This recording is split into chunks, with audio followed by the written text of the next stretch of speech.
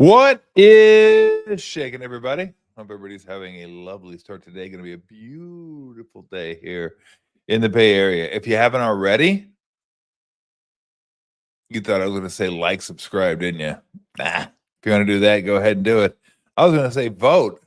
Vote. The SKI is underway, the finals, and to no one's surprise, Ted Bundy getting beaten by Zodiac. Zodiac can't be stopped at this point. He couldn't be stopped in real life, and he can't be stopped in the polls. The man's just on a mission. He's playing his best ball at the right time. He got hot, and he's rolling, and he's taking down Bundy right now. Look at that. I mean, I kind of feel bad for Bundy. I mean, Bundy, he's one of the most prolific serial killers in the history of the genre, so to speak. I mean, he again, but Zodiac already took down Dahmer, and I don't know if he was the most prolific, but maybe because of the menu, maybe one of the most notorious, I guess to be the right word. But Bundy, I mean, this guy's just Zodiac's rolling through guys. He just rolled through Dahmer, right through Gacy, and now taking on Bundy. I mean, if he wins, he's going to go take down the 1 seed, the 4 seed, the 2 seed. And again, all these seeds are subjective, but I can't imagine that the top 4 seeds that I had weren't the top 4 seeds in anybody's serial killer bracket this year. Although I can't imagine anybody did one. So we're probably the only one. We're like a test case. But Zodiac is just smoking these fools. Just like, yeah, I got it. I'm rolling. I'm playing good ball right now. I'm hot like Villanova 85. And I figured Dahmer'd be Georgetown or Gacy'd be Georgetown. Or Bundy'd be. I guess they are Georgetown. They're all going down. They're just taking them down. Click, click, click. So there you go. So go ahead and vote. I might have to jump on there and give Bundy a sympathy vote. Who would have ever thought that, huh? Bundy needed a sympathy. Jeez. Oh boy. So go ahead. Vote. I'd love to get like close to 5. I want to see how many votes we can get on the last. This is it. Forever. This is going away after this, by the way. You can't redo this thing. I can't come up with 16 more serial killers, and I'm not just going to keep putting the same ones in there. Because, like, even when Duke comes back or Arizona comes back next year, there'll be a different team. Bundy's always going to be Bundy. Dahmer's going to be Dahmer. Zodiac's going to be Zodiac. So there's no sense. Let me just bring them back next year and see what happens. Maybe I should bring him back without Zodiac. Zodiac's winning this thing. There's no doubt in my mind now. Okay? I didn't realize the Bay Area was so attached and sick. But you guys are just like, look, that's our guy. We're sticking with him. So yeah, there it is right there. John said it, and he's right. And I failed to fully grasp that Zodiac was going to be embraced by the Bay Area. I just who knew? Well, I didn't think it would happen, but there you go. So Zodiac looks like he's going to go ahead and take this thing down, but still a number of days left. So if you want to vote, if you feel like, oh, come on now, this has gone far enough. It's the 3rd. How in the world is Zodiac crushing not only Dahmer and Gacy, but now Bundy? The Bundy of all people. And Bundy just rolled. And I think maybe the problem here for Bundy is he hasn't played in a close game yet. I mean, he's smoking all these people that he's coming up against. Remember, I believe Zodiac beat Dahmer by 3 votes. So he's been in those tight situations, right? Those close game situations. The cops are here and I'm almost going to get caught situations where Bundy is like, nah, I'm good. Although in real life, Bundy did get caught and he escaped twice from 2 prisons. So, but Zodiac's, he's been in these games. He's been in these matchups before. And at Bundy, I think Bundy's a little surprised. He's like, Zodiac, come on, you kidding me? Bro, you better tighten up your game. You're getting hammered right now. You better tighten up on the glass. You better get after it on defense. You better focus up a little bit more too. Because right now Zodiac is taking you apart. So there you go. The first annual, only annual, no more annual serial killer invitational. Right now, the finals with Zodiac all over Ted Bundy. Before we get to our first guest, Kirk Rueter, let me talk a little bit about what happened in the NBA last night. Probably the big development last night was Minnesota losing to Milwaukee. They're up 20 going into the fourth quarter. Got outscored 40-13. Now, in case you don't know, that's detrimental to your chances of winning, getting outscored by 27 in the fourth quarter. And that's exactly what happened. So they lost ground last night. I think everyone else gains ground. Everyone else that needed to win. Lakers did lose, but they still got a little bit of cushion. And I want to get to that in a minute. Warriors crushed. Phoenix is done. Like, I knew Phoenix was done. Phoenix already has the U-Hauls backed up. They're packed and the engines are running. And these guys are ready to go. It's summer vacation time. Like, they're not even like, you want to talk about no focus?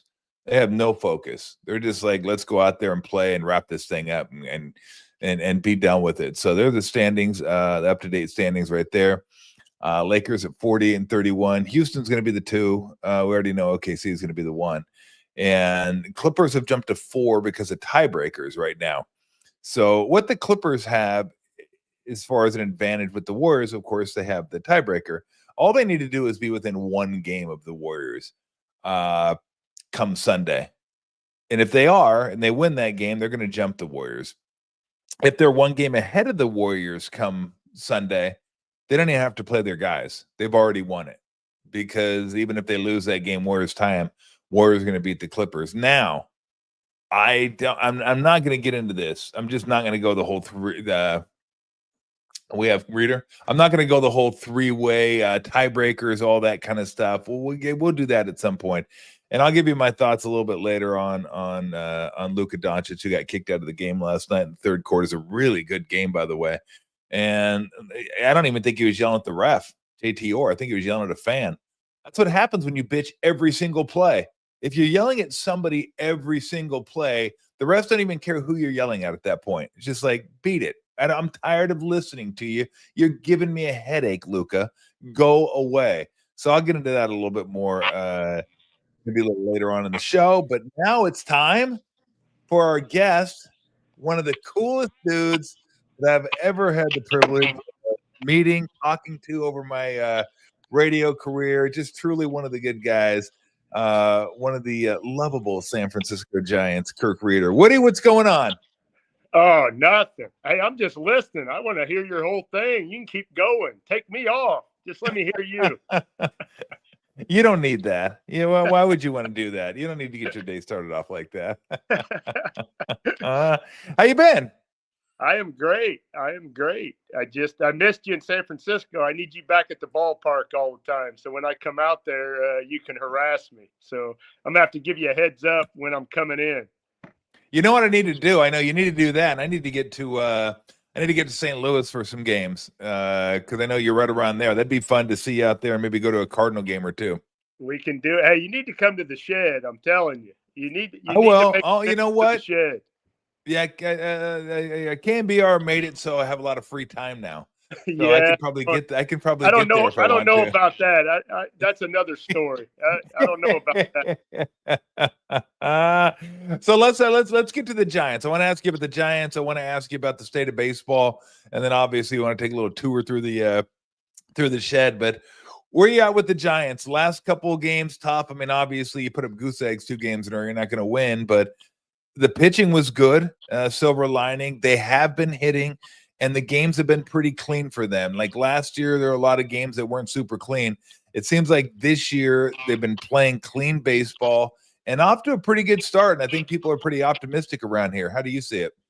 Well, I mean, we were just, our 2000 team was just out there over the weekend for the 25th anniversary. And, we got to talk to, a few of the guys and what they had been in spring training with them. And they were just telling me it's just a different vibe, this year. And the guys are ready to go. And, they got the pitching. I mean, obviously in that ballpark, if it's pitching and defense, and I think it always will be, unless they can get Barry maybe to come back and kind of make that park look small. But but no, and with when you're starting with Webb and Ray and Verlander and Hicks, and I mean that's a great rotation to get going, and you can just, I mean, and unfortunately, they didn't score. They got Yeah. blanked the last two nights. I'm going to call FP, and I'm going to tell him that's because I left town. We were scoring good while I was there. We came back to St. Louis, and they've got shut out twice. But no, I mean, I think for what they have pitching, I think 3-4 runs. If they can get that every night, they're going to have a pretty good chance to win games. And like you said, they've been playing clean, and that's a big thing. Defense, obviously, in that park is good, and I think they've, with Lee, and then I mean, obviously, I was there Saturday night too, and you got 2 Gold Glovers, honored in Chapman and Bailey, and they always say you want to be strong up the middle, and I think they're on the right path, and I'm excited. I mean, obviously, with Buster coming back, getting some of the guys that I think are kind of going to maybe go back to a little of the old ways where they know what it was when the Giants were winning and were successful, and kind of I love analytics, but I also like the eye test. I know Dusty always, when he was managing, always said he went by his gut a lot because he'd been in baseball for, on his 60 years or however many years. And when you're around it that much, I mean, you do get a feel for it. And I think a little of that is going away from baseball right now. And I think Buster might kind of incorporate that more into the Giants. Don't you think Buster's, to me, when I look at Buster Woody, he's a guy, and look, I think it goes without saying, everyone's going to use analytics. You have to, or you're going to get left behind. Every team in baseball, they don't need to come out and say it. We just assume everybody's using it. But there's got to be that convergence of analytics and just having a feel for the game of baseball. Because if you go just by the numbers, it's great if you have robots playing, but you lose the human element. And you can't just go by the human element, the eye test, because then you might miss out on some of the numbers. And I think that's kind of where maybe Farhan, they didn't, and I think he got a little bit of a bad rap, but I also think, when he first came, it was all about matchups, right? Let me get left-hander, right-hander, let me get the advantage at bat. But defense was, it really, they didn't take that into account. And I think you have to, but I think that's where Buster brings it back in. He knows who guys are. He knows how good they are in the clubhouse. He knows how their attitude is, how they can affect other players, along with the analytics. And I think that's what you have to have. And I think that's what Buster is ultimately going to bring.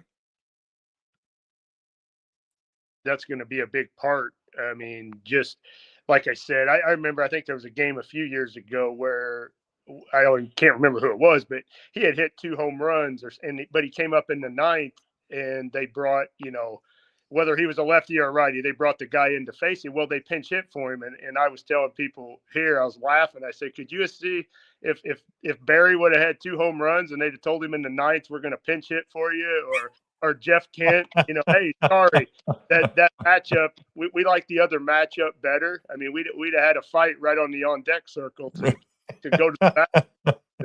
And I think that's what was getting lost. And like you said, I love analytics too, because there are numbers, and there's a lot of data out there that, oh my gosh, don't let this guy, 3rd time or 4th time through the, they're hitting, 480 off of him. He's losing it a little bit. So that is helpful, but you still, I mean, it would be a shame to not use the knowledge that a Buster Posey, and I know they got Randy Wynn doing the minor leagues. I talked with him a little bit the other day too, and Dusty is back. To not use that knowledge that has been on the field for all those years and been in the battles that they know what's going on. I would want to use that too. No, there's no doubt about it. What do you think? What do you think the key for Robbie Ray is going to be this year? Because I think he'll be huge if he can have and it's not even if it's not a Cy Young type year like he had a couple years ago, just a solid top of the rotation guy to go along with Logan Webb, I think it'd be huge for this ball club. But what are the keys when you watch Robbie Ray pitch that kind of let you know whether he's going in the right direction or not? Well, I would say if he just stays healthy. I mean, I Yeah, think that'll be his big thing. I mean, obviously he's won a Cy Young, so he knows how to win and win big in the major leagues, and he's proven that. So I think if we can just keep the whole rotation healthy. I mean that was always a big thing. I know when you're playing baseball, it's a little different than the other sports. I mean, health is always big, in yeah, any sport. If your big guys go down, it's going to be hard to win in any sport. But baseball is such a long season. If you're fortunate enough to get like a rotation that, you'd love to have 5 guys make 30 starts, but if you could get 4 of your horses that you believe in that is good in the rotation to make 30 starts, and the other guy at 25, or you're probably going to have a pretty good shot to have success that season. And I think for Ray, that'll be big, and all of them. I mean, Justin Verlander, he just keeps amazing. I mean, he's I 42, know. I think, and I mean, that's crazy to be pitching and at the level like he started opening day the other day. And I saw Logan Webb afterwards out on the field because my daughter wanted to go take pictures, and he just happened to be out there with his family. And we were kind of just talking that it's amazing. He's hitting, 96, 97 on the gun and at 42 years old. And that's crazy. I mean, I think that would have taken me 2 pitches to hit that even when I was in my heyday. So Oh, brother. Did you what year did you retire? my last year was 05. 05. So it's been Did 20. you cross over with him or did you just miss him? They were saying the other day, it's crazy.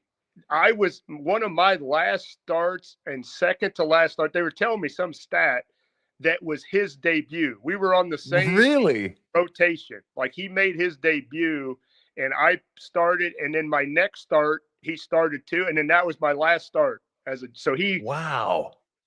just coming, getting ready. And I was just getting out. You just caught him. Just Yeah, caught him that for was a about, couple weeks. No, I mean, he's amazing. I don't know that I'm hoping we get back to that, Woody, that we get back to guys like him and Scherzer, guys that need Schilling, guys that could throw hard, but also could give you 8 innings, maybe even 9 innings. That we've gotten away from that. And I think that's one thing that I've always said baseball and maybe even basketball to a certain extent is that efficiency has taken away from the entertainment value of the games. Like I always remember for some reason, like Clemens and Dave Stewart pitching against one another and thinking to myself, wow, that's a massive matchup. I can't wait to watch that game. It was exciting to think about those two guys dueling. And I don't know that there's any pitching matchup in today's game that I'm that excited about. Not because guys aren't really good. It's because I know they're not going that deep in the game anyway. So I'm not going to get to see someone finish a game or battle through the 9th inning or big strikeout in the 8th with the crowd going crazy. I missed that. I hope we get back to that at some point. Verlander and Scherzer may be 2 of the last of their kind in that regard, but I don't know. I mean, it just, again, it's efficiency. I get it, but it doesn't mean I have to like it. I don't think it's great for baseball either.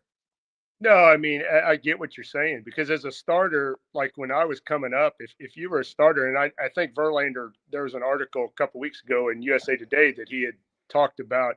He hopes it goes back to that because he was saying, wins. He goes, ask any starting pitcher. They keep trying to tell guys that, oh, Yeah. wins don't matter to a starting pitcher. That's not. Well, hey, I wanted to win when I took the ball. I mean, and I think if you talk to guys that played with me, they thought we were winning the day I Yeah. pitched. And whether I gave up 6 runs or 2, whatever it was, they just thought, hey, Woody's pitching today, we're going to win. And to me, that was always the end game. And I think we know with all the numbers, it's like you're not going to see. And I mean, even when the Giants were winning the World Series, who wasn't going to tune in when Bumgarner was facing Yeah. Kershaw? I mean, when it was Dodgers and those two were going at it at the peak of their game. I mean, you knew that was going to be probably a 1-0, 2-1. You had to scratch to get runs, and they were going to be the Mm-hmm. 7th, 8th inning, like you said, and the crowd would be going crazy.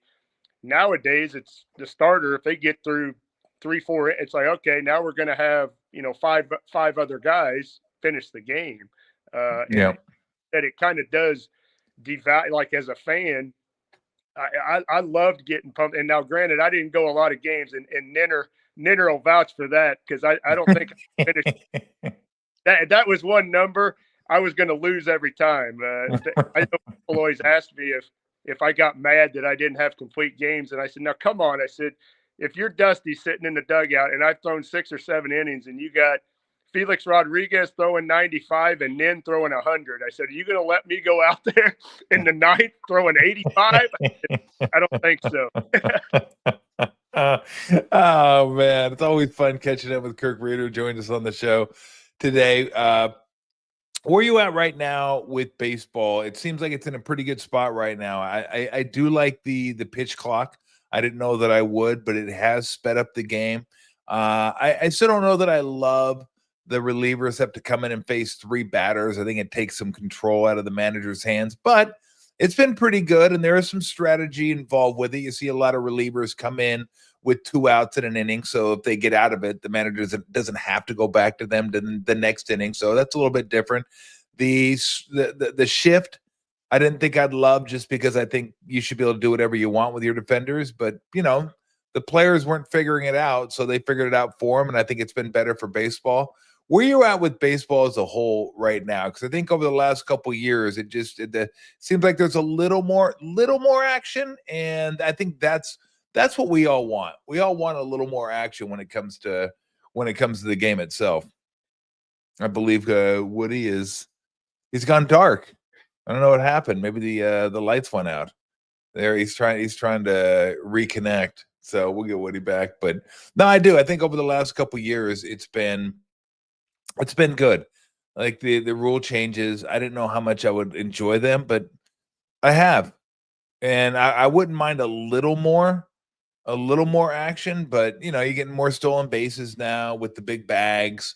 And I don't know that you're getting as many hit and runs, and bunts aren't still a thing. That's fine. That's okay. But yeah, it's a wardrobe change. Woody's going to change.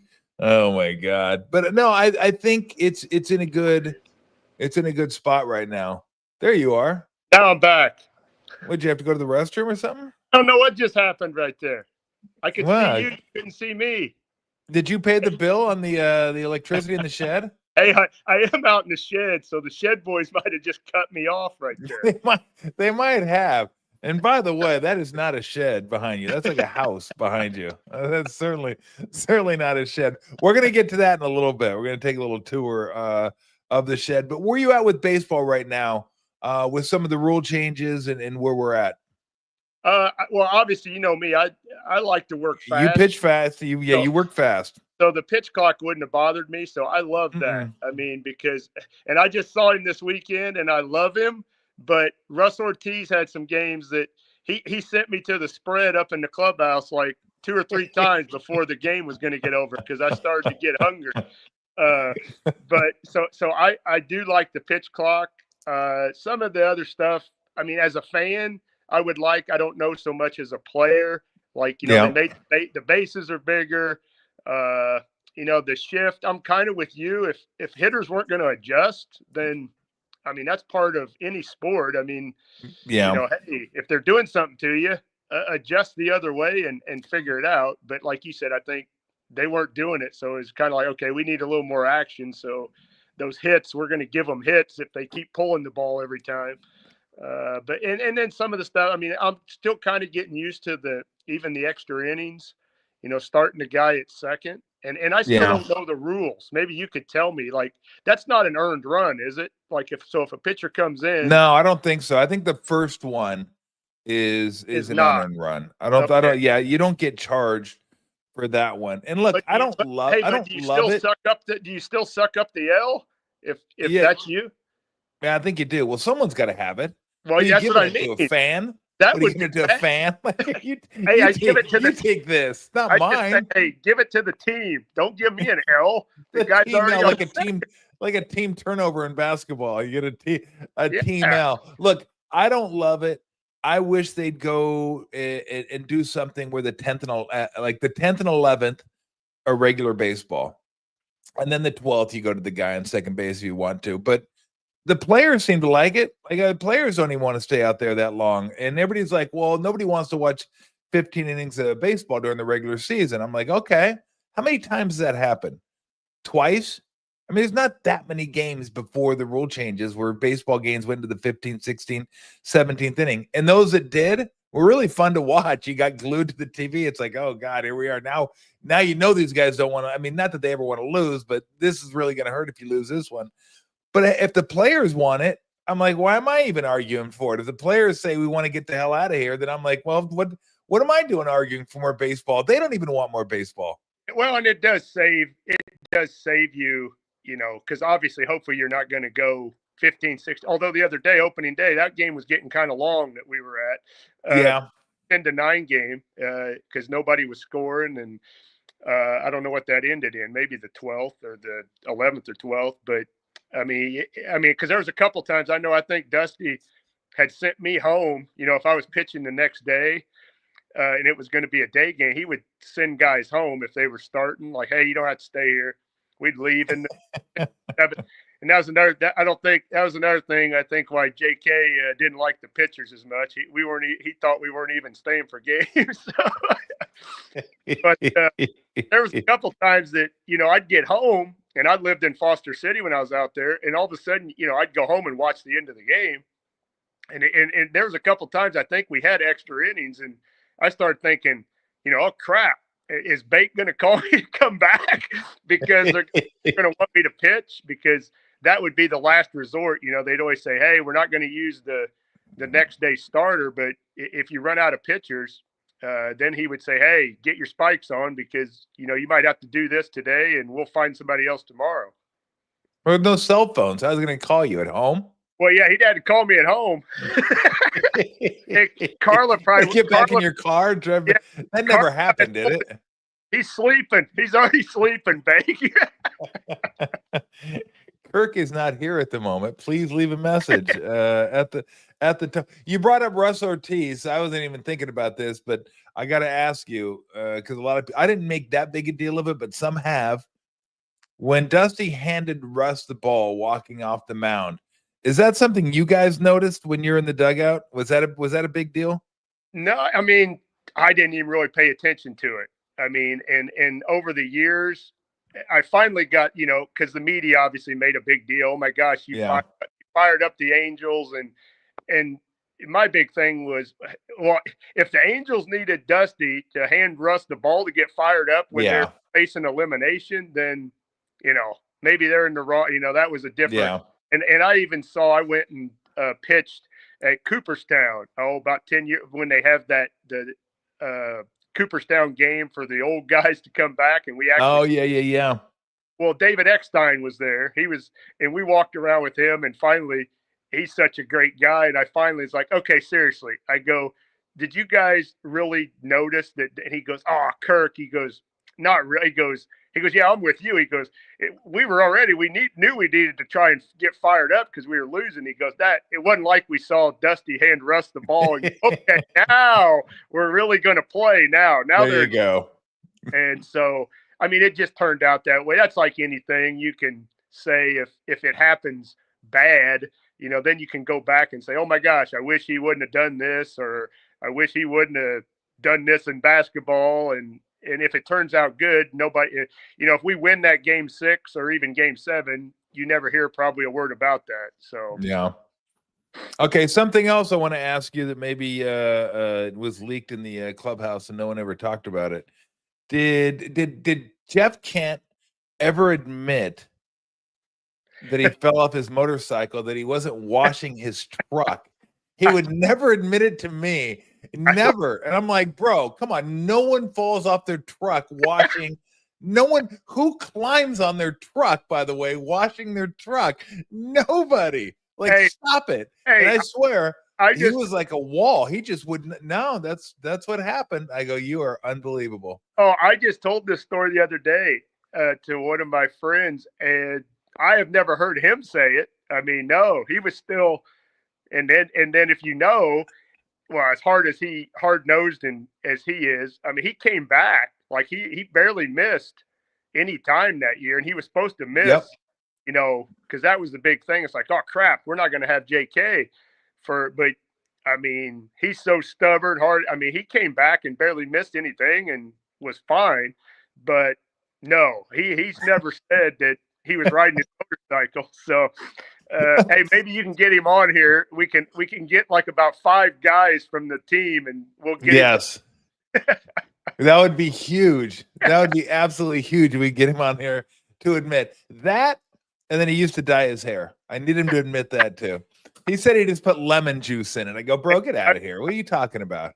I've never heard that either. But I was texting him last year when his son was going off in the postseason, Caden for Texas A&M. Mm-hmm. Same thing.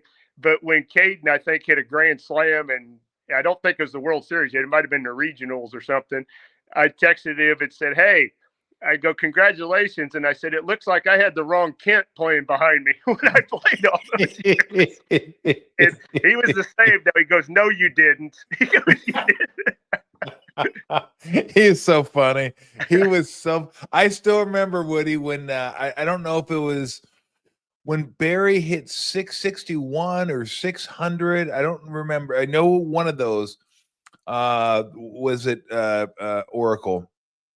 And he hits it. And I think we had Jeff Kent on the next day. He used to do the show with us.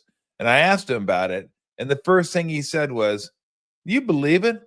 I had to wait 6 freaking minutes to get my bat. He goes, they're doing all this crap during the game. He goes, I just said, can we just hurry this along so I can get my at bat? I'm like, the man celebrating a milestone, and Kent was having none of it. Oh no, he was this hard nosed and as they come, and I tell people, well, that's the 2 most frequent questions I get every time if I go speak somewhere or anything. It's like always about Barry and always about Kent. Like, yep. How were those guys? And I'm like, oh, I go, Jeff Kent off the field was the nice. I said, we watched it was his oldest daughter, Lauren. We took her all over the place because we didn't have kids yet in the late 90s. And we would take her to Chuck E. Cheese. We'd take her everywhere. And then we would see him and Dana at home. We'd take her back home. And he's the nicest guy. I talked all the time. And so I always kid people. I'm like, okay, there's 2 different, personalities. I said, when you're playing at that high a level, I said, whatever you got to do to get yourself to perform, I said, that's kind of what you do. And I said, those guys, that's how they did it. I said they weren't and even Carla had done a video when I retired, and JK had talked on it, and he talked one of the longest guys that talked, and that was one of the things he said. He goes, man, there were days where I wish I could have came in the clubhouse like you. He said you'd always come in laughing, whether you got hit the day before or won. He goes, and just looking like you were having the time of your life, no matter what was going on. And he said, I really envied that about you because there was no way I could do that. and that's what I tell people. Guys went about it a different way. And whatever it did, and I will tell you right now, there's no 2 guys I'd rather, go to battle with on a baseball field than Bonds and Kent behind me. Yeah. Well, they were more alike than they were different, weren't they? Oh, gosh, yeah. I mean, they both were wanting to win, competitive. Would do whatever it took, on the field. And, I mean, as a teammate, that's what you want. I mean, all guys aren't going to be, I mean, I'm sure their guys are probably, oh my gosh, I didn't like Woody. Woody was too happy all the time. And, but I know Dusty, that's what he always would tell people. He goes, oh yeah, off the field, you look at, he goes, Woody, he's giggling and laughing and thinking he's running all the pools and stealing our money. He goes, but which you were. Yeah, which I was, but when he got between the lines, he said there wasn't a better, he was going to compete his butt off and try and win. He wanted to win at all costs, and I think when you get a group of guys like we had, I mean, obviously seeing all of them this weekend, you had JT there, you had Aurelia there, Bernard. I mean, all those guys. I mean, we wanted to win, and once you got between the lines, like I said, there's not another group I'd take than those guys. Is there still a rivalry between the Cardinals and the Giants? Does that still go back to like the 80s, early 90s, stuff like that? And maybe even before then, but I still, we all have seen the highlights of, Will Clark getting into it with the kendo and Ozzie Smith out there, and Ozzie Smith, trying to sucker punch him from behind. Candy comes flying in like he jumped off the top rope, just getting ready to take somebody out with a massive forearm. And back when baseball was fun to watch. Whatever happened? Where's the analytics that show you fighting can fire you up? Yeah. No fighting anymore. We need a little more fighting. But do you kind of still feel that? Like when you go to, I'm sure you go to the games when the Giants come to town, but is that still there at all? I think maybe a little, but like I kid the Cardinal. Well, obviously all people around me now are Cardinal fans. But I kid them, and they say something about a rivalry, but I tell them, I go, well, yeah, but don't you have to beat us? I said, for it to be a rivalry in the postseason. I said, last time I checked, you haven't beaten the Giants in like the last 3 or 4. I said, now when I was growing up, yeah, you beat them in '87, I think. But since I've been around, I don't think the Cardinals have had as much success in the postseason against the Giants. So yeah, the Cardinal fans might not like the Giants, but I think it's more of, I don't know if it's a rivalry that they like hate us, but I don't think they want to play the Giants if it's the postseason. I think that's their mentality. Like they kind of got the Dodgers number here in St. Louis. Like they would much rather play LA than play the Giants in the postseason. Yeah. No, absolutely. There's no doubt about it. Okay, I got to ask you this because I talked to some of my friends that played baseball, basketball that are about my age. And I always say the one thing I miss about when we played were the coaches' tirades, the press conferences, all that stuff that you're never going to get anymore because everybody's way too sensitive. You don't want to say the wrong thing. I mean, there's no way you're going to have somebody come out like Tommy Lasorda and just start dropping cocksuckers left and right. It ain't happening. I'm sorry. It just said that those days are over.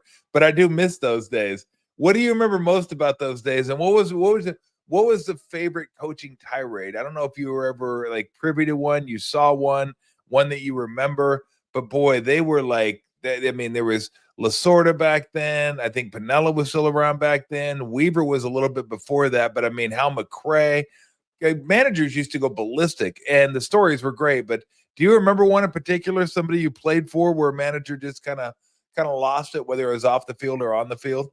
Well, I think you miss a lot of it now. I mean, even with the umpires, because now if they think it's wrong, they just kind of challenge the call, and that's one thing that I think takes away a little of the excitement. Like if you're a player, if you get a big out or it's like you show emotion, but then all of a sudden you see everybody like looking around. Okay, they're going to challenge it because it was that and I know you want to get the call right, but that kind of takes the thrill out of it to me. I mean, if you got to wait and see, like basketball, if you didn't see it go through the basket, the last second, okay, wait a minute, we got to go, see it, and it cut the emotion, and then you got to celebrate almost twice. So I think I miss those. I miss the managers with the umpires even more than like maybe fighting with another manager. I mean, Dusty was pretty good.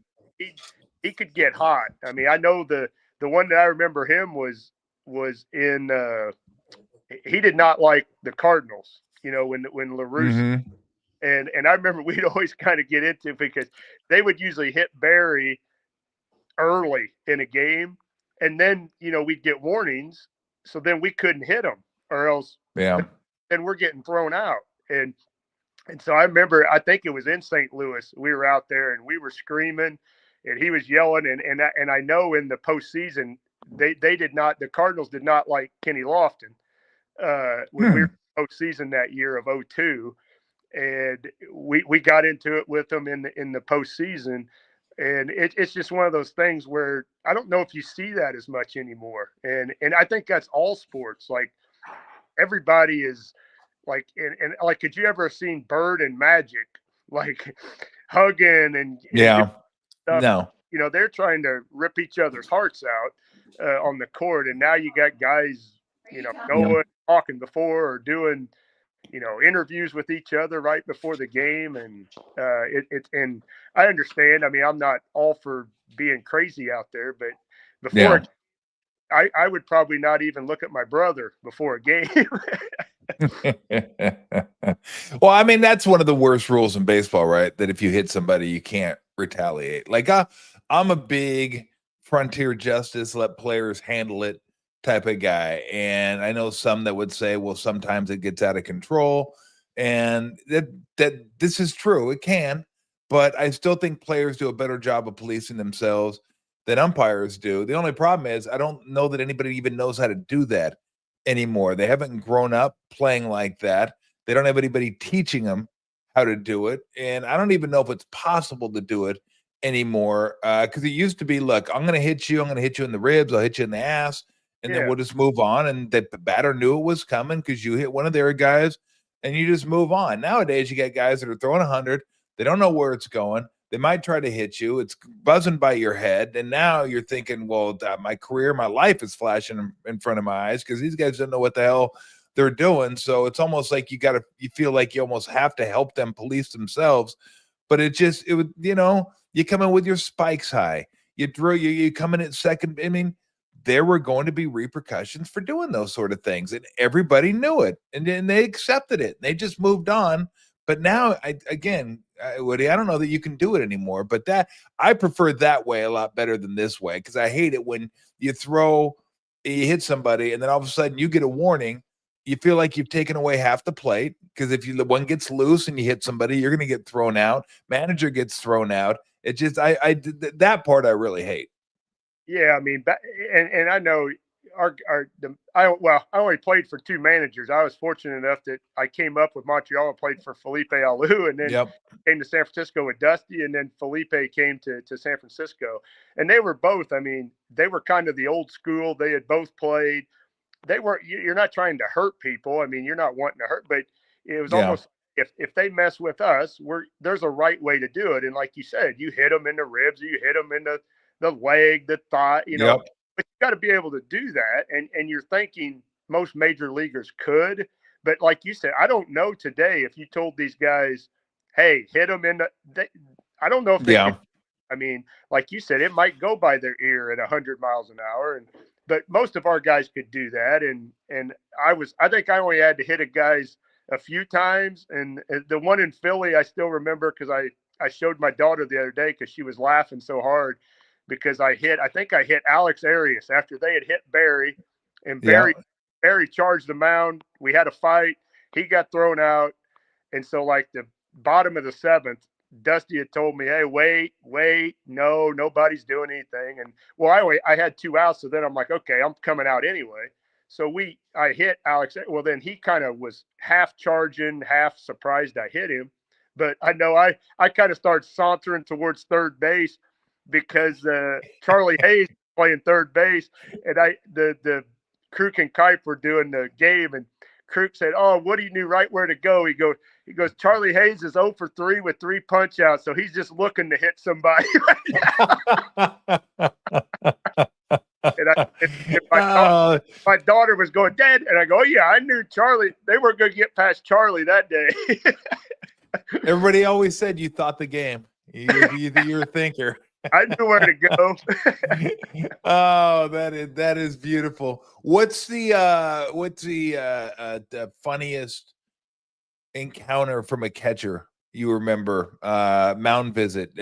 I'm sure you guys don't. It's not always about strategy and what you need to do. Was there anyone in particular you remember? Well, Benito was great. Benito was always great because he would kind of come out and he thought he was everything. And I had one in Cincinnati that I think the bases are loaded, and I think it might have been Aaron Boone up, and Dusty was kind of like, hey, can you get one more out?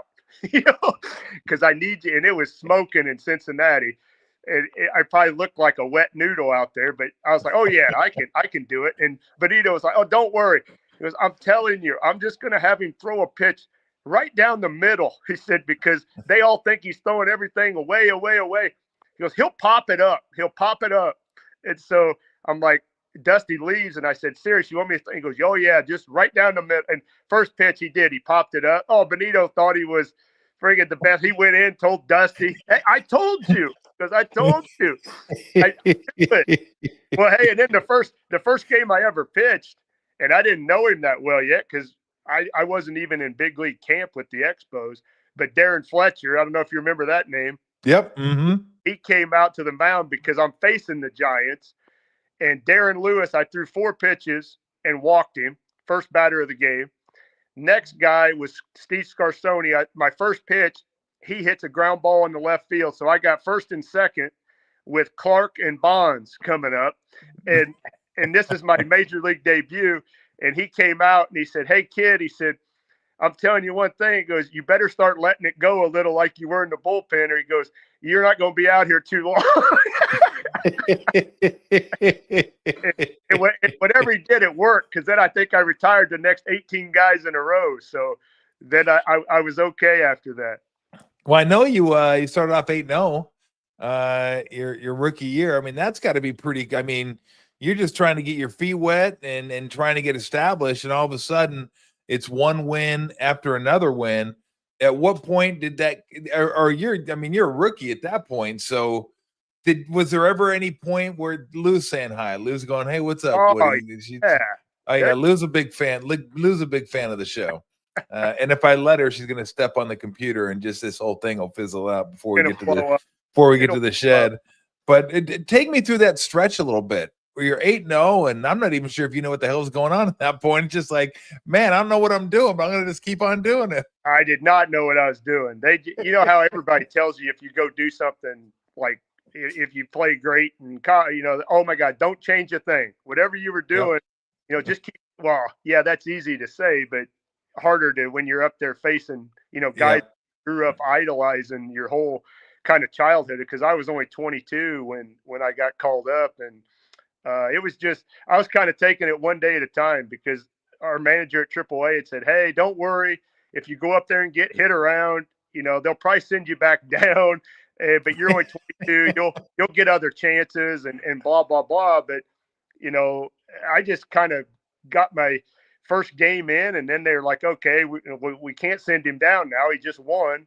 And then it just kind of kept going, and I kind of just rode the wave. And obviously we had a really good team. Back then I was playing with Grissom and Walker and Alou, Delino DeShields, and I had great starting pitchers, veterans that were kind of keeping me in line. Kenny Hill was there, Dennis Martinez, and so they just kind of were teaching me how to be a big leaguer and how to go about your business, and just do the right stuff. And I credit them a lot for that year, because like you said, I mean, honestly, I had never been in big league camp.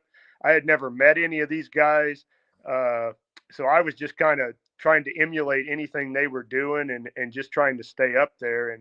And like I said, it worked out for me.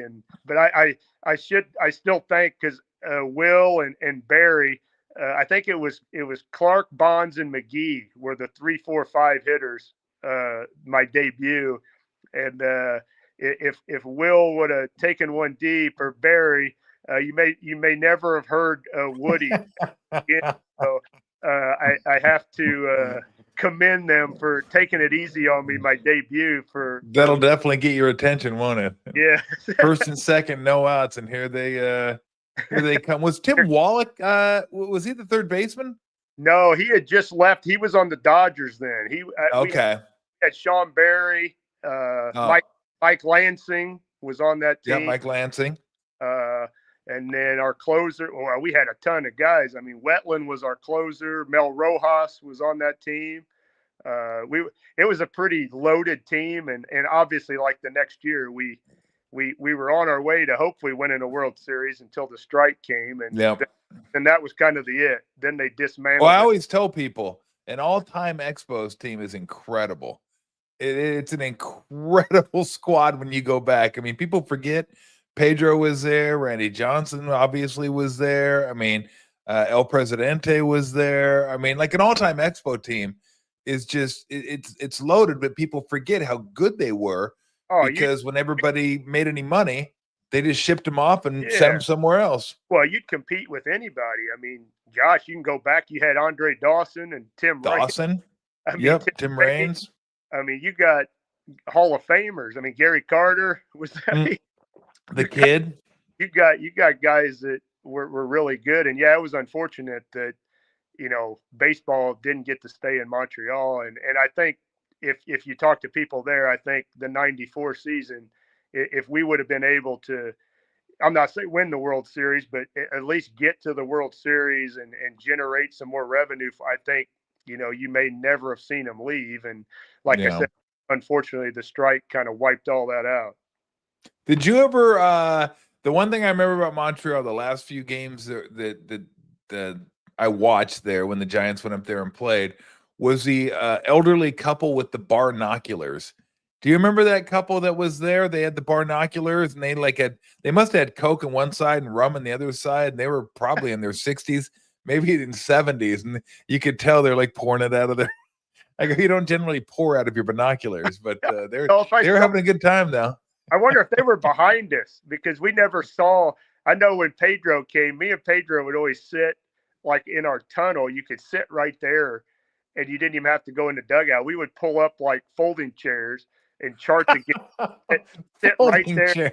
Yeah, we had folding chairs right there in the tunnel, but you'd see everybody dancing, and you'd see Youppi. I mean, we did see Youppi fall in the dugout the one time when he slipped. Did you really? Oh yeah, he bit it, went right down into the dugout. But yeah, it was. I mean, Montreal, and I tell people I loved Montreal, but it probably would have been harder for me to do the opposite. Like if I'd have came up with the Giants, and then they would have traded me to Montreal, I probably would have been okay. Wait a minute, because everything was new to me in Montreal. You had to, go through security every time because you're going in another country, and you had to change the money over. But to me, I was like, I don't care. I'm in the big leagues. But if it had been the opposite, I might have been like, oh crap, this is different. Now it's not like San Francisco. I got to do all this other stuff. But no, I loved Montreal. I don't want to keep you too much longer. So if you wouldn't mind, I'd love to get a tour of the shed and show me some of your favorite. I don't think we're going to be able to go through, like, the shed's bigger than my house. It's not a shed. It's actually like a house, I think. You could house a small nation in that thing. So, look at all those balls and all the pictures. Holy cow. Wow. So who is that? This is you. Oh, yeah. This is my wall of fame. Tacos and cervezas, baby. Let's go. So my daughter, if you can see the whole wall. Yep. So my daughter she took a picture with R.J. Davis last year after the Carolina Duke game. And she's like, Dad, put this on. And she goes, you need to get a wall with all the guys that you've taken a picture with, or me or Hope have, and put them. So Carla made us all 8x10s so we call it the Reader Wall of Fame. So you were on there. Okay. You made the wall of fame. I'm on the Reader. Who else is on the Reader Wall of Fame? Oh gosh, we got them all. Let me see. We got May. I mean, I'm honored to be part of the wall. Who do we got there? We got Bill Walton. Oh, Big Bill. Look at the Wall of Fame. We got Barry. We got Chris outstanding. Mullins. We got Mullins there too. We got Matt Williams from Hawaii this year. Okay. We got Doug. Nice. We got Will. Okay. Jeez. We got my guy Carolina, Tyler Hansbrough. Oh, Tyler Hansbrough, yes. That's nice. We got guys everywhere. It looks like, is that Craw right above me? It looked like.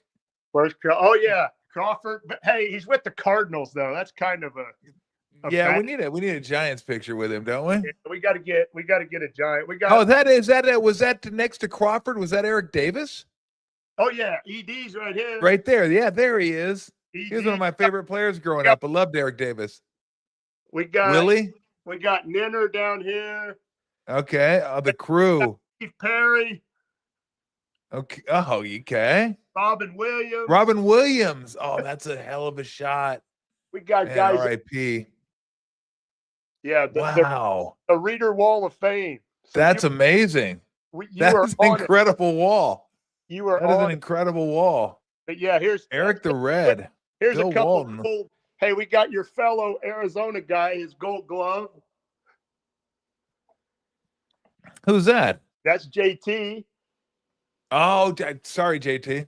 Yeah, we got I was those thinking gold. fellow Arizona. I was saying, I don't know why I didn't think of JT's gonna crack me now. He's gonna be like, you Yeah, kidding you me, got Tolbert? it. You didn't And even then remember that? we Now, got how'd you get the gold? Wait. Why do you have his gold glove? he's got enough of them. Come on. Yeah, that's a good point. He has a No, lot of gold gloves. He he must gave have me what, one. 6 or 7 of those things? Hey, I told him he'd never won any. I'm the one they freaking hit bullets at him off of me, so I made him look good. I guess you do deserve one. I Yeah, guess you do deserve one. but now, hey, and then here's the TV. So if you come out, you can see the TV. That is just a hell of a setup. It's a big TV. But we got it's all sports. It is all. So give me sports. some of the go along the wall. I want some of your most cherished items that you have there that and how you got them. Like I see jerseys over there. I thought it's what is that? That's Dusty's Manager of the Year trophy from '97. Oh wow! I got that. Now how do you convince these people? Like because I would think Dusty would want his Manager of the Year trophy in his house, and you have it. He's got enough of them too. So oh yeah, he didn't. Oh, so they just give you like, oh, we have enough. Let's give him to Woody now. Hey, I con him out of it pretty good. Hey, I was trying to. Okay, did you get any? There's not a chance you have a Barry Bonds MVP trophy in there, is there? No, I do not. Yeah, but I do. He does not have enough of them, apparently. Hey, I do have his wristbands from the 73rd home run. So what you do? I got those upstairs. Wow, upstairs. I mean, here's my where ball we go? rack. You got to check this. Okay. Oh, look at the no. How many of those are those balls? Any of those yours? No, these are all signed by. I mean, I got Gale Sayers, Bill Walsh, Brooks Robinson, Willie Mays, Barry Bonds. I mean, all of them. Gale Sayers, Thornton, anybody that come in the clubhouse, I was all over them. Wow, that's wild. And so now, if you can see up top here, okay, you see the 42. Yep. So that's one of my biggest ones because obviously, they retired that with Jackie Robinson. Yep. And they were giving it away, or they were retiring it that day. And Dusty told me, hey, you need to go take your jersey off. And Hank and Willie were both there for the ceremony. So I got my last 42 Giant jersey signed by Hank Aaron and Willie Mays. Oh my gosh. Let me see that thing. So that's not that's not a bad. I got to see the jersey. Right up here. Wow. And that's Hank Aaron and Willie Mays. Holy smokes. Yeah, so that's this is like a freaking museum. It's like, hey, well, you were walking up the stairs. Oh yeah, there were medals hanging down, like Olympic medals. There some kind of medals. No, that's all my daughters. That's my daughters' golf medals and track medals. They I'm were glad you displayed them prominently on the staircase. Yeah. Well done, Dad. Hey, they're lucky they're out here. You got to be in the Hall of Fame to be out here. So look, here's. Yeah, I guess you're right. I guess you're right. Okay, what is this? That's Barry's wristbands from the 70s. Oh, those are Barry's wristbands. Oh, wow. And then so the ball is a funny story because he signed. He hit the 72 on that Saturday night. Mm-hmm. We got eliminated. I was there for that. So we got eliminated. So Sunday really didn't mean anything. So he wasn't going to play. Well, then Dusty was like, "Oh, no, you got to play. Let the fans, cheer for you, and then I'll take you out." Like the fifth. Well, I was pitching that game, and I needed to pitch because he was like, "Hey, you don't have to," and I go, "No, I need to start the game. I got to throw the first pitch." He goes, "What for?" I say, "Because if I throw the first pitch, I hit one of my incentives. Then you can take me out." But I need that game started. And so I was pitching, and so we came out about the same time. Well, then he hit another home run. Well, okay. He had signed everybody a 72 ball and put it in our locker because he thought that was going to be the record. So we all had a 72 ball. Well, so when we both came out then, the Hall of Fame was up there taking all of his stuff. And I said, "Hey, B," I go, "I need something." And he flipped me his wristbands. Well, then I had a ball in my locker, a brand new ball. I said, "Hey, yeah," and then this 72 ball ain't worth a crap now. I said, so he signed a ball that it's got 73 on it. So So not everyone got a 73 ball then. no, not everybody. You got a 73 ball and the wristbands. You know what? It's a really good thing he didn't wear a headband because you would have needed a whole new wing to put that thing in. I'd have had that too. Hey, you would have needed a new room to put a headband in. You kidding me? The wristbands.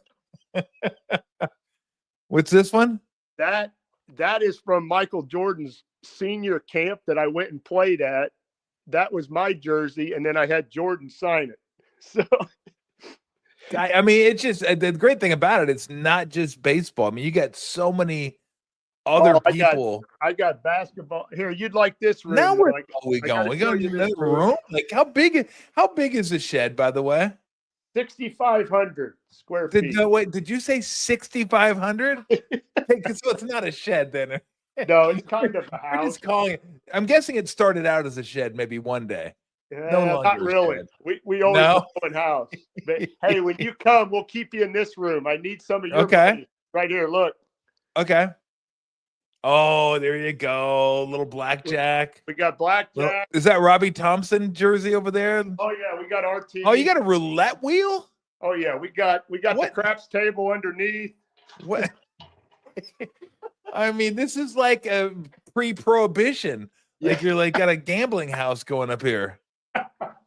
That's amazing. You got your own. I mean, I shouldn't even ask this because I know it's true. You got your own chips. I'm positive of that. Oh yeah, got my own chips with the KW. Now, who's the Red Sox jersey? Ted Williams. You were just gonna pass a Ted Williams jersey. Like, you know what? I got so much stuff. I just think I'll just go right by the Ted Williams jersey. We got Rags. One of the greatest hitters of all time. Oh, Rags. Love Rags. Hey, and then this. Did you ever meet Ted Williams? Hey, this is a good story again. This clock. Yep. So when they did Pac Bell Park, they gave, remember the Time Works, they had that big clock up on the scoreboard. Yep. Well, supposedly, so Murph gave me this.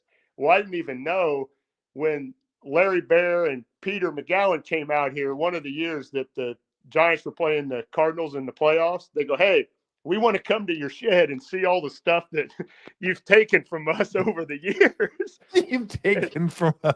And so they came out and we got to the clock and they're like, "Oh my gosh." They go, "That's where the clock is." And I'm like, "What do you mean?" And they go, "Okay." They go, Time Works gave us 3 clocks when they did all the stuff for the stadium. They go, "One is in my office." This is Larry talking. "One is in my office. One is in Peter's office. We never knew where the third one went." And I said, "Well, there it is." You went ahead and snatched one for yourself. So there. Oh, that is so beautiful. There it is. But yeah, we got video games. Okay, what video games are those? Oh, these are old school. We got Popeye, RBI, Pac-Man, Donkey Kong. Oh, I love Donkey Kong. Donkey Kong's the best. There's There's Woody. There it is. Kent, Giambi. Okay. We got Willie's silk shirt and boots. I'm sure you've heard that story. No. Oh yeah, you didn't hear that story? No. When I took him off, he threw out a first pitch at one of our games, and then he'd always come and sit in Murph's office, and I would always go in there and talk with him. Well, his silk shirt that he had on that night said "Say Hey" on it. "Say Hey 24" on the and I'm like looking at that shirt and I'm like, "Dang, Willie, that shirt looked good in the shed." And he goes, "You want it?" And so he took it off and he signed it. Well, then we sat there about 10 more minutes and I'm looking at his boots. He's got those zipper boots on. Come on. And I'm like, "Willie," I said, "those boots that look," and he goes, "Here." And so Rich Aurelia always laughs. He's like, "Oh my gosh." He goes, "You just made the best player ever in baseball walk out of our clubhouse in flip-flops and a tank top." You took the man's shirt and boots. Oh, I mean, wow. Now that's some balls right there to go after the boots after that. You got Barry from his Wall of Fame ceremony. Okay. I took that off the wall. Dude, you're a thief. You're just snatching stuff. Sort of. We got Barkley. You got a Barkley jersey? We got Brady up there. Okay. We got the bathroom. You have to come out too because you got to sign my wall in the bathroom. Look. Okay. Wow, look at how many signatures do you think you have on the wall? Oh, there's about 50, I think. Can you recognize all of them? No. We got Kuiper. We got Kuiper in the toilet.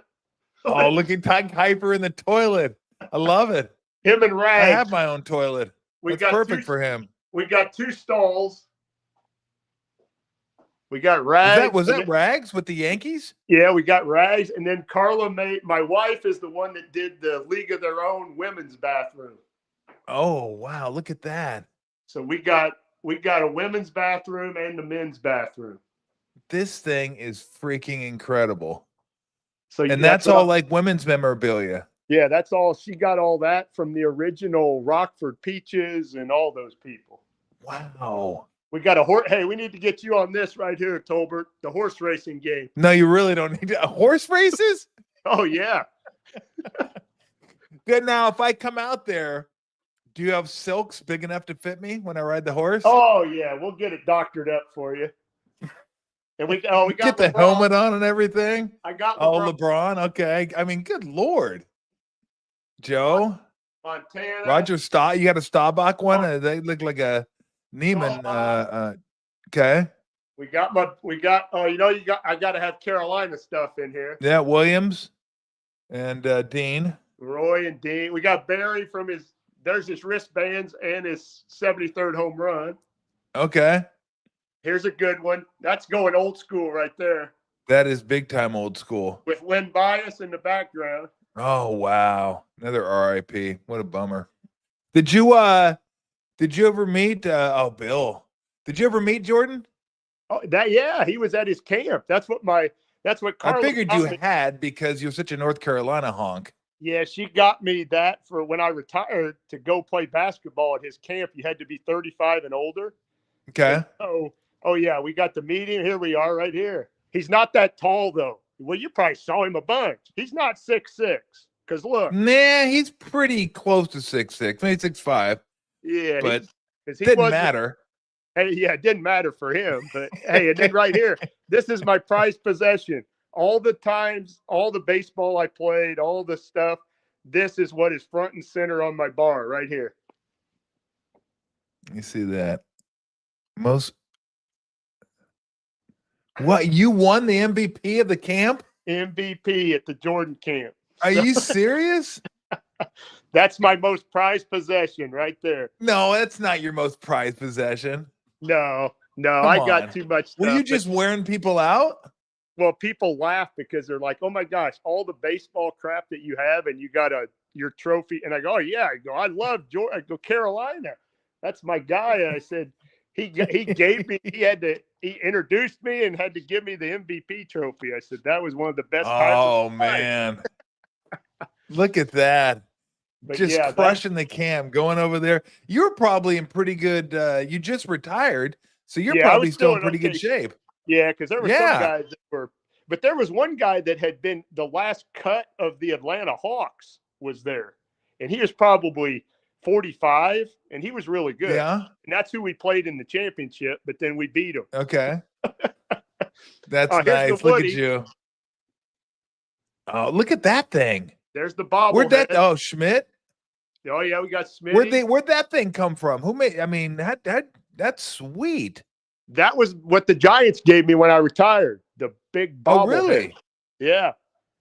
That's a massive bobblehead. Oh, right there. There's Jordan. Yeah, that's a good one.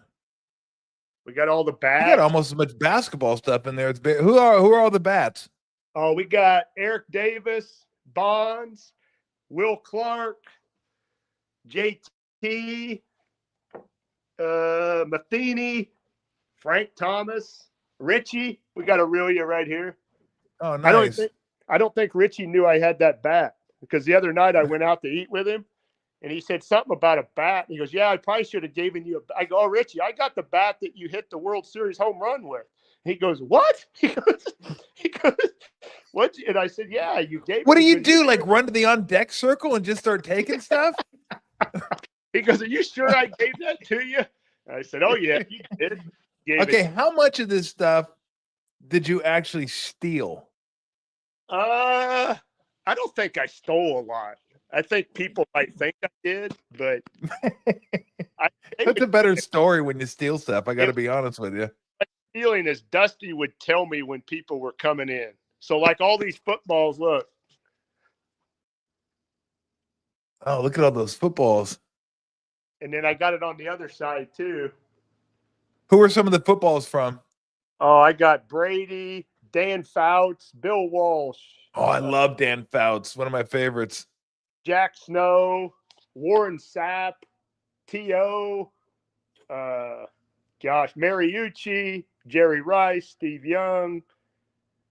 I mean, anytime that people were coming in, Dusty would always alert me the day before, and he would say, hey, Woody, such and such coming in, go get a basketball or football. And so that's how I got so much football, basketball, and because I was not afraid. You know me, I wasn't afraid to ask anybody. So no, I can see that. Hey, look, you don't always fill up a 6,500 square foot shed if you're afraid to ask people. Somebody wanted me to ask you, one of the followers, are there any items Mike Murphy does not know you swiped?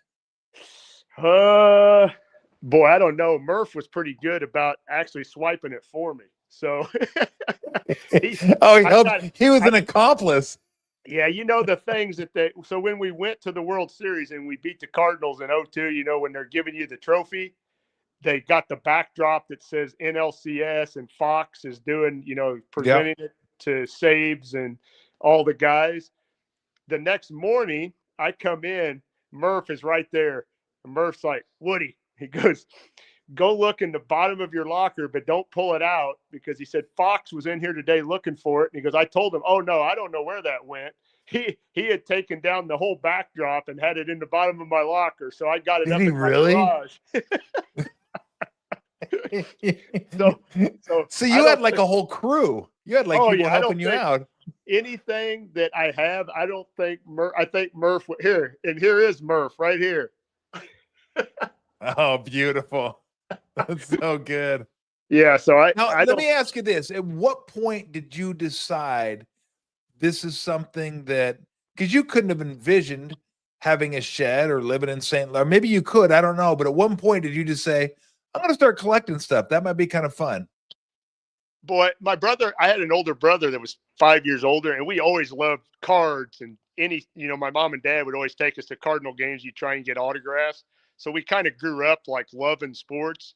But then when I got in it, I don't know if you remember, he was in the trade with me to San Francisco, but didn't play very long. But Tim Scott was a pitcher.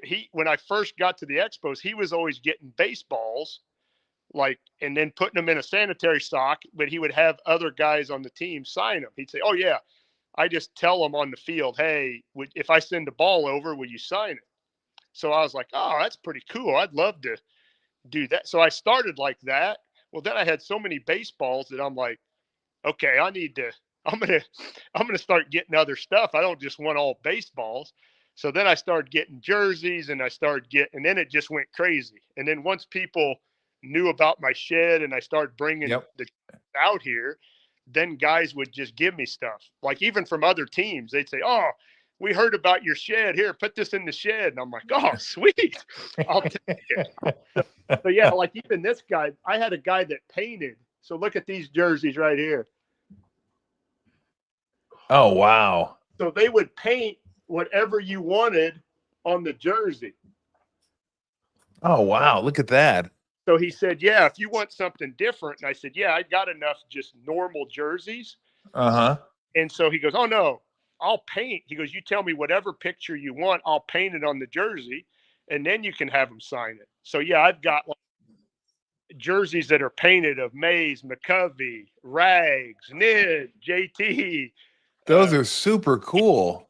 Just something different that, I mean, I had all the other jerseys. So, wow. Like, it's funny. I only got a few things, and I don't even know why, because I'm not a huge collector. I collected baseball cards and stuff. but I got a pair of Shaq shoes that were signed Oh yeah. when he was a rookie with Orlando. And then I got a couple baseballs. I think I got a Cal Ripken Jr. ball and a Nolan Ryan ball that I got when I was playing for the Warriors, because Eric Hausen, who still works for the Warriors, was our ball boy way back when, and he would go over to the dugout and he'd go, hey, if you got anybody you want to get a ball from, just let me know and I'll take a baseball over to him and sign him. So he was able to go get me Cal Ripken Jr., Nolan Ryan, and a couple other guys, but I have no place to put them. I certainly don't. My house isn't even 6,500 square feet, let alone my shed being 6,500 square feet. Those babies out here, Tolbert, we'll put them in the shed. You want to put them? Maybe I will bring the Shaq shoes out there. The only problem with the Shaq shoes is I got to get a whole new airplane to put them on. Those things are massive. I was going to say, I might have to build on. You might have to build on. I wonder if we have those. We have those back there. Grab those. I'll show Woody those things. I got to promote Dusty too. He just gave me this weekend. Can you see that? Yep. So that was Dusty's doing in the wine business? Yes, that is his wine. And he told me, he goes, hey, I got something for you. And then it was Hammer and Hank. He said before Hank passed away, him and the family, they had collaborated and they were going to do this wine. And he said, oh no, the family's still great. They still want me to put Hank's. And so he gave me a bottle. And so I said, oh, Bank, yeah, I'm putting that baby right on my shelf. Oh, that's nice. That is nice. Well, here you go. Here's the oh yeah, that is huge, and it's look at the back. I mean, this thing is massive. And again, I'm not even sure why the hell I asked for this, because I didn't know what I was going to do with it. But it is and there's his there's Shaq. Oh, yeah, it's huge. Yeah. I could definitely bring that out when I come out there, and you can add it to the collection. I'd have to tell Carla I got to add on.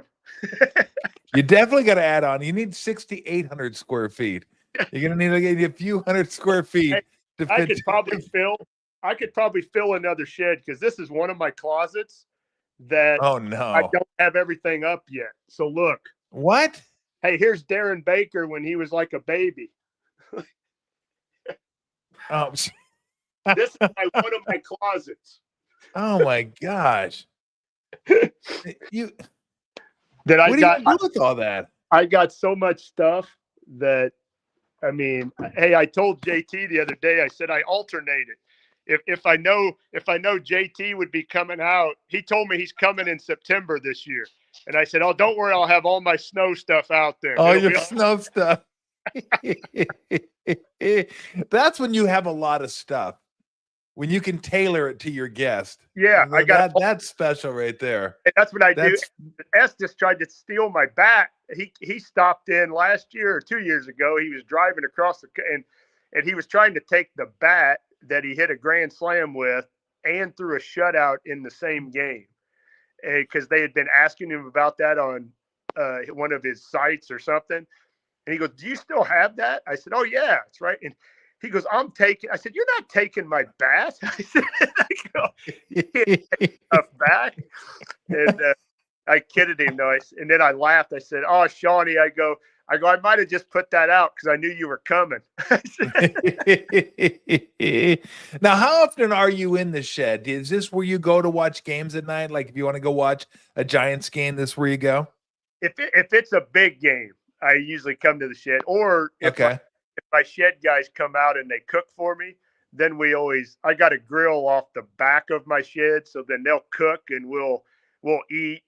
But we do all that in the shed. But if it's just a regular season Giants game, I can still watch that in the house with the girls. But if it's a Carolina game or a Dallas Cowboy and then I got to see it on the big screen and kind of be by myself. So. Oh, now hold on a second. I've known you a lot of years.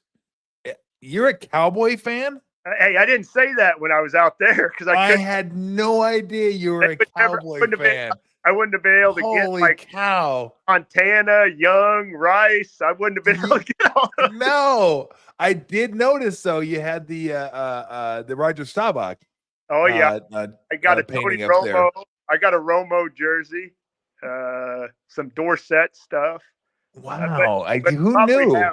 I have more San Francisco 49er stuff. Yeah. I do Cowboy, obviously, because I was That out. was probably good to keep that quiet while you were playing here. Yeah, that wasn't a good rivalry back in the.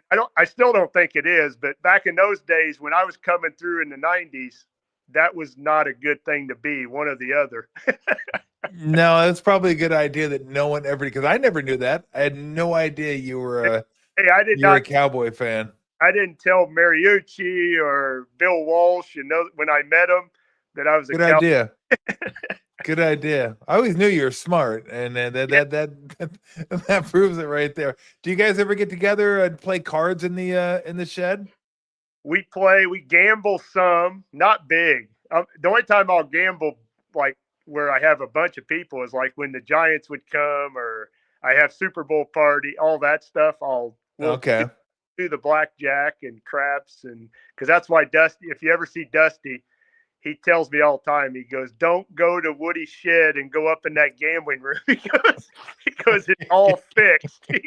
It's all He fixed. said the blackjack, the craps, the roulette, he's got it all fixed. Oh, that is absolutely amazing. Hey, I can't tell you how much I appreciate. I've heard about the shed forever, and it's really cool. It's like I said, it's like taking a trip through a museum, getting to see all the stuff that you've collected over the years and all different sports. It's just really, really awesome. And I just want to thank you for coming on the show. I want to thank you for taking us for a trip to the shed. That was awesome. And hopefully one of these days I'm going to actually get out there and see it with my own two eyes. That'd be great. Do it. We would love to have you. Always great to be with you. You're the best, man. Thanks, Woody. I appreciate it. And let's keep in touch, my friend. All right. Sounds good. All right, take it easy, Woody. That's awesome. All right, everybody. That was Kirk Rueter. That was wow.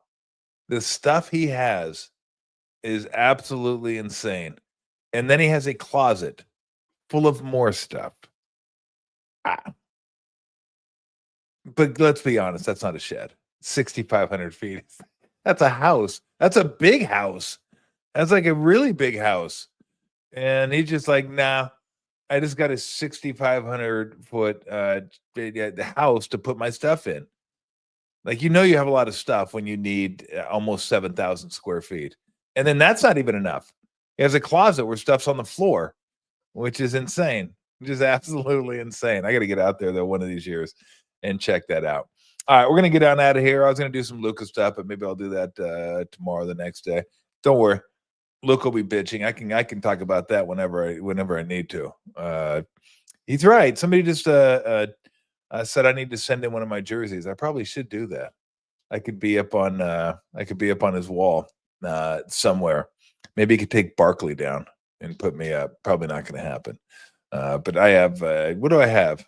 I have a Warrior jersey. I have a Orlando jersey. He's gonna want the Warrior jersey, isn't he? No, I can't have my urinal. I don't have my urinal. Chase has the rights to that. So we don't have that. But I said I was going to get back to Luca, but we're done. Luca will keep bitching. It's not an old topic. It's basically an evergreen is what it is with Luca.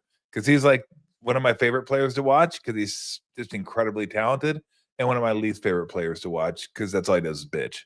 Like literally every play. It's like, bro, just zip it for a little bit, please. All right. I hope everybody enjoyed the tour through the shed. I had a lot of fun. I mean, it really was. It's always fun talking to Woody. I mean, we talked a little Giants, a little baseball. But really, the fan in me wanted to go through the shed and see all the memorabilia he had and some of the stories that go along with it. I think my favorite was just basically jacking Willie Mays of his shoes and shirt. Like, what is that? Like, Woody's just looking at his shirt. Are you want that? Do you want the shirt? Yeah, go ahead. And then after that, like, that's a lot of stones right there. Oh, greatest ball players of all time. You looking at my shoes? You need those? And then Willie Mays walking out in a tank top and flip-flops because Woody has his silk shirt and boots. I mean, it doesn't get a whole lot better than that. That is incredible. And so, all right, we'll be back tomorrow. Tomorrow we're going to do NFL draft. So we'll talk to Charles Davis and we'll talk about obviously Niners and then the quarterbacks. Mostly we'll try to concentrate on the Niners and get his thoughts on some of the positions that may be available. You probably know how I feel when it comes to draft. I've said it before. Like positionally, you can't go wrong with offensive line, defensive line. You can't. That's where you win football games. You win it up front. But there's a part of me that wants him to get Tyler Warren if he's available. Like, I love that guy. That guy is so good. And I guess he's kind of an offensive, like it's kind of offensive line. Not really, but kind of enough. I don't know how I'd feel, though, if he was their first pick, because they really need help. And the defensive line's supposed to be deep. We'll talk to Charles Davis about that. Maybe they can get that later in the draft. Like if an offensive lineman like Campbell's available from LSU, do you go that route? I mean, they could use a tackle to fill in for. And look, we're not even looking at free agents next year or the year after. Maybe they can go out and get one of those free agents and plug them in. But man, Tyler Warren's such a weapon. I'm just like envisioning him and Kittle out there together. What do they call that? 12 personnel, one running back, 2 tight ends, or you can go 2 and 2 if you want to juice, 22 if you want to juice in there. But Tyler Warren's a stud. He's a stud. But I just don't know. Is that a luxury pick? Could they go that and get defensive line? So we're going to talk to Charles Davis about all that, because to me, those are the one clear area of need is the defensive line right now. They need to get back to the 19. Where they had a dominant defensive line and they just devoured people. And this could be the start of rebuilding that. But, they could also use some offensive linemen, maybe another linebacker, maybe a playmaker, maybe a backup running back, maybe not. I don't know. But that's why Charles Davis is coming on. He'll have some answers, and I love talking to Charles. He's just one of the best. And we'll talk to him too about his move to college football, which he's going to be doing after next year. Gary Danielson's retiring, and Charles is going to take over the number 1, I think it's for CBS, college football duties. So he'll be calling the Big Ten games and stuff like that. And I think J.J. Watt might be moving into calling games instead of doing the studio. But that'll be cool. So Danielson, who does a great job, one more year, and then Charles Davis will go back to doing college football. So we'll do that tomorrow. And talk a little Warrior game tonight. There better not be anything to talk about. I mean, this should be a like put this to bed by the third quarter. I know they're on a back-to-back, but the Spurs are also on a back-to-back. So we'll get a good idea of where everybody stands tomorrow. Lakers are at Dallas. Clippers are at home against Houston. I think Denver is at SAC tonight. Trying to think of anybody else. I don't know where the Grizz are. The Grizz might be off tonight, maybe. But look, of course we're going to have a better idea of where we stand. We're like 4 days away from the end of the season. Season's almost over. And it just, to me, would it be great if they got 4? Sure. 3? Incredible. Just get top 6. Get that week off so you don't got to play in any playing games. Just get 6. I don't care where you are. 6, 5, 4, 3. Just get 6, and we're good to go. So win the next 2 games. That should be good, and to get you in the top 6, and then we'll figure out where the Clippers. And then if you get there, you can even figure out if you want to play people, depending on where everybody else is and who you think you match up better with. Denver now, who knows? Firing a Mike Malone. It's wild times in the NBA. All right. Hope everybody enjoyed the show. Hope everybody enjoyed the tour of the shed. That was really a lot of fun. First time I've heard about the shed forever. Finally get a chance to see it live and in person. Well, not really in person, but you know what I mean. So that was really cool. So thanks again to Kirk Rueter. Woody he's one of the best. So we'll be back tomorrow. A little NFL talk for you. Until then, have a great day. Enjoy the weather and get out. See ya.